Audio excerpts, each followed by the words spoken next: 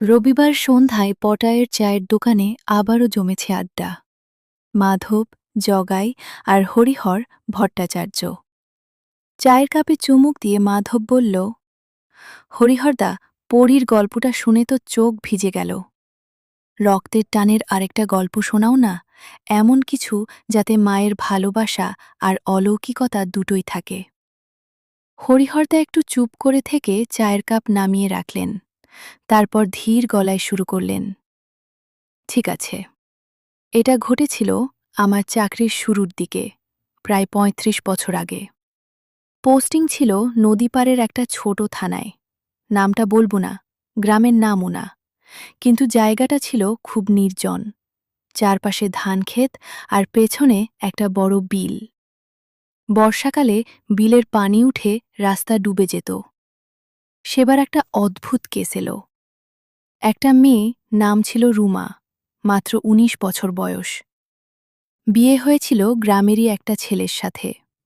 ছেলেটা ছিল truck driver, বেশিরভাগ সময় বাইরে থাকত। রুমা শ্বশুরবাড়িতে থাকত, তার শাশুড়ি আর দেবরের সাথে। একদিন সকালে খবর এলো, রুমা নাকি বিলের পানিতে ডুবে মারা গেছে। শরীরটা ভেসে উঠেছে ঘাটের কাছে। পুলিশ গিয়ে দেখল শরীরে কোনো আঘাতের চিহ্ন নেই। সবাই বলাবলি করল আত্মহত্যা। কিন্তু রুমার মা, যে অন্য গ্রামে থাকত, থানায় এসে কান্নাকাটি করে বলল, আমার মেয়ে আত্মহত্যা করবে না, ওকে কেউ মেরেছে। আমি তখন সাব ইন্সপেক্টর। কেসটা আমার হাতে এলো। তদন্ত করতে গিয়ে দেখলাম শাশুড়ি আর দেবর দুজনেই খুব অস্বাভাবিকভাবে শান্ত। কোনো কান্নাকাটি নেই। রুমার ঘরে গিয়ে দেখি সবকিছু গোছানো, কিন্তু একটা জিনিস চোখে পড়ল। বিছানার নিচে একটা ছোট্ট লাল শাড়ির টুকরো, যেটা নতুন বউয়েরা পরে, আর শাড়িটায় রক্তের দাগ ছিল। প্রথমে ভাবলাম মাসিকের দাগ হবে, কিন্তু পরে ফরেন্সিক রিপোর্টে জানা গেল রুমা ৩ মাসের অন্তঃসত্ত্বা ছিল, আর সেই রক্তটা তার নিজের নয়। রাতে থানায় বসে রিপোর্ট দেখছি, হঠাৎ বাইরে থেকে একটা মেয়েলি গলা ভেসে এলো, বাবু, আমার মেয়েটাকে বাঁচান। আমি দৌড়ে বাইরে গেলাম। কেউ নেই, শুধু বাতাসে একটা হালকা ফুলের গন্ধ।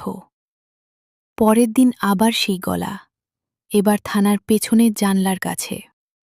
আমার নাতনিকে মেরে ফেলেছে, ওরা দুজনে মিলে। আমি চুপ করে শুনলুম, গলাটা খুব চেনা চেনা লাগছিল। পরে রুমার মায়ের সাথে কথা বলে জানলুম, রুমা যখন ছোট ছিল তার মা প্রায়ই এই গলায় ডাকত, রুমা, খেতে আয় মা। তৃতীয় রাতে আমি একা থানায় বসেছিলুম। হঠাৎ দরজায় টোকা। খুলে দেখি একজন মহিলা দাঁড়িয়ে, সাদা শাড়ি, চুল খোলা, চোখে জল। মুখটা ঠিক রুমার মায়ের মতো, কিন্তু চোখ দুটো অন্যরকম, যেন অনেক দূর থেকে দেখা। তিনি বললেন, বাবু, আমি রুমার মা, কিন্তু আমি তো এখন বেঁচে নেই।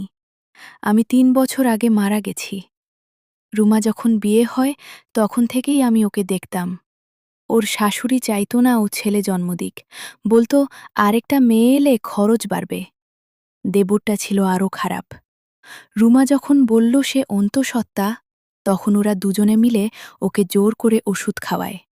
ওষুধ কাজ না করায় রাতে বিলের ধারে নিয়ে গিয়ে ধাক্কা দেয়। আমি জিজ্ঞাসা করলাম, তুমি কিভাবে জানলে? মহিলা হাসলেন, হাসিটা খুব করুণ। রক্তের টান বাবু, মেয়ের রক্ত যখন বিলের পানিতে মিশে যায় তখন আমি টের পাই। আমি মরে গেলেও আমার মেয়ের শরীরের অংশ তো আমারই। আমি আসতে পারি না, কিন্তু আমার আত্মা আসতে পারে। তারপর তিনি বললেন, আজ রাতেই ওরা দুজন বিলের ধারে যাবে। রুমার শাড়িটা পুড়িয়ে ফেলবে, যাতে কোনো প্রমাণ না থাকে। তুমি যাও। আমি সাথে সাথে কয়েকজন কনস্টেবল নিয়ে বিলের দিকে রওনা দিলাম। অন্ধকারে দেখলাম দুটো ছায়া, শাশুড়ি আর দেবর, হাতে একটা কাপড়ের পুটুলি। আমরা ধরে ফেললাম। পুটুলিতে ছিল রুমার রক্তমাখা শাড়ি আর কিছু ওষুধের শিশি। কোর্টে কেস গেল, ওরা দুজনেই জেলে গেল। কিন্তু সবচেয়ে অদ্ভুত ব্যাপারটা ঘটল শেষ রাতে। থানার সামনে আবার সেই গলা শুনলাম, এবার খুব শান্ত, সুখী। ধন্যবাদ বাবু, আমার মেয়ে আর নাতনি দুজনেই এখন শান্তিতে আছে। আমি এবার যাই। পরদিন সকালে রুমার মায়ের, যিনি জীবিত, ফোন এলো। তিনি বললেন, বাবু, কাল রাতে আমি স্বপ্ন দেখলাম। আমার মেয়ে আর নাতনি দুজনে হাত ধরে হাসছে। আমাকে বলল, মা, তুমি আর কাঁদো না, আমরা ভালো আছি।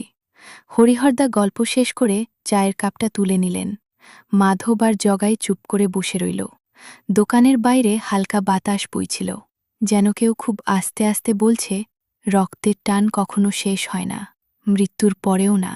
চা শেষ করে সবাই উঠে পড়ল, কিন্তু সেই সন্ধ্যায় চায়ের দোকানের আড্ডাটা একটু অন্যরকম হয়ে গিয়েছিল।